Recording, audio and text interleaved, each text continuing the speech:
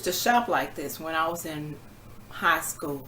I used to shop like that. I used to find something that I liked and I would get it in every single color. It didn't matter what it cost. If I like it, I would get it in every single color, which would amount to approximately, usually like 7 colors, until I reached a point in college where I said, this is not a wise way to shop, because ultimately I'm basically wearing the same thing every day. It's just different colors of the same thing. And it's beautiful to have a personal style. In terms of putting pieces of an outfit together, I end up having obviously the same piece put with the outfit. Even though it was different outfits, it was the same piece of a different color. And I don't know, it just made me feel like I was wearing the same outfit every day. It wasn't a cleanliness issue. It was just that my spirit is too creative to warrant a reputation of wearing the same thing. Even if I'm a jeans and t-shirt person, which I very much was for most of my youth and young adulthood, I'ma still need a variety. Even with t-shirts, as you can tell by some of my original posts, and y'all know how I've always done with t-shirts, to the point where some people know me by my t-shirts. But in his defense, with underwear, what's the problem with having the same thing if you love it in different colors? Because it goes under stuff and you can just wear it to match things. And I should be the one to talk, because the whole reason why I got something in every color is because I was that chick in high school whose bra and panties always had to match.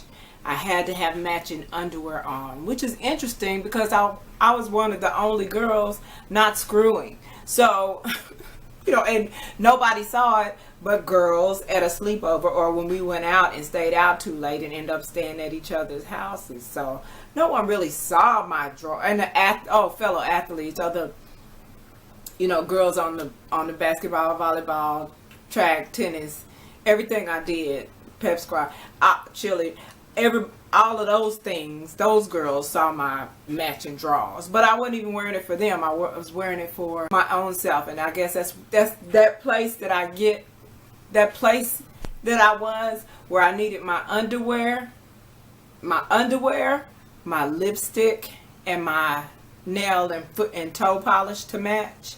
All those 4 things had to be matching what I wore.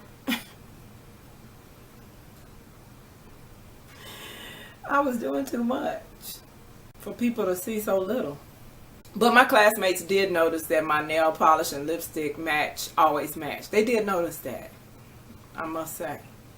And I was a fiend with it. I had an ex-boyfriend, one that I was not intimate with, by the way. Well, I guess that is intimacy. One that I did not screw, by the way. But I'm saying I guess it is intimacy because he saw my drawers, He always told me after I told him it wasn't going to work out. He had always told me that I scarred him and that he could never deal with another female whose drawers didn't match. I was like, why?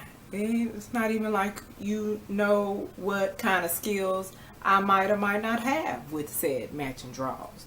You might go and hook up with somebody who is sexually active and does not have matching drawers, and should blow your mind behind closed doors. That might work out for you.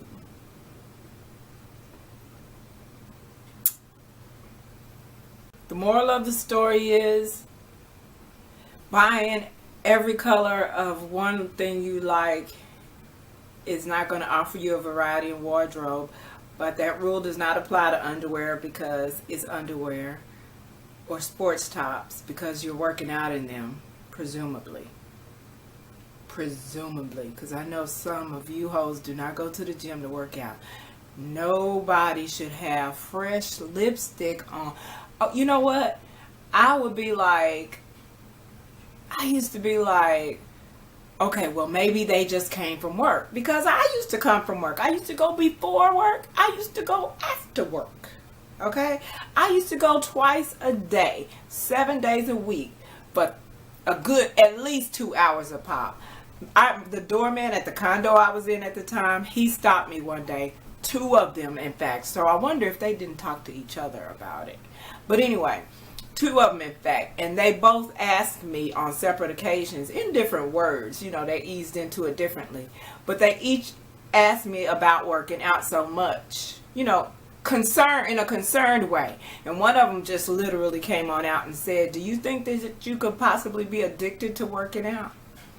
And he had this, he was concerned for me, and he had this thing about, you know, people being addicted to adrenaline or something like that. Which I actually have heard of, you know, but often in association with people who are roided up. But that's neither here nor there. What was I ranting and raving about? Oh yeah, you bitches that go to, you females that go to the, the gym that I'm not buying, that you're going for working out, okay? And I gave it a benefit of the doubt. I said, well, maybe some of them are going to the gym after work, okay? But I was going to the gym after work, and my makeup would be half gone, lipstick certainly all gone, okay? So I gave that the benefit of the doubt, but I was like, no, because your lip gloss is not popping. Okay, even if you just coming from work or wherever you were that you needed to have, unless you was going to a high fashion photo shoot, there's no reason that you would, even if you had makeup on, you had your leftover makeup on from whatever you did, no way that your lip gloss would be popping. It just wouldn't. And the ones that wear the sweatpants, but you wear them like skateboarders wear their saggy pants. See what I did there? See how I didn't reference young black men who just happen to be wearing saggy pants that you assume is a thug? I put it on the skateboarders like that. See what I did there? See how I did that? But you wear your sweatpants in the gym, little Rebecca, hanging off your hips with the V of your thong showing. And number 2, if you wearing that and your sweatpants are low on your hips as you are using a little Stairmaster or treadmill, okay, you didn't come in just to use tread. You didn't just come in just to use that equipment. You also came in to get used, because that's what's going to eventually happen. You're going to hook up with whoever you intended to hook up with and get used, and then they're going to go on to the next one. But anyway, I'm not talking about that. And number 1, ew, Rebecca. Ew. It's just nasty. It's nasty. We just had a discussion about the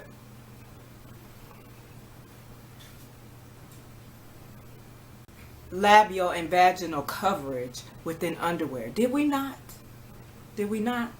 Okay, so if you go into the gym to work out and to sweat, and you got on your hip hugger, baggy sweats, showing your thong, and all of us know that in your fake workout, because you still got to work up a little sweat so we can be convinced that you're coming to work out. We know that you are perspiring all over your body, and particularly the covered portions, areas that we may or may not be able to see at this point. And ew.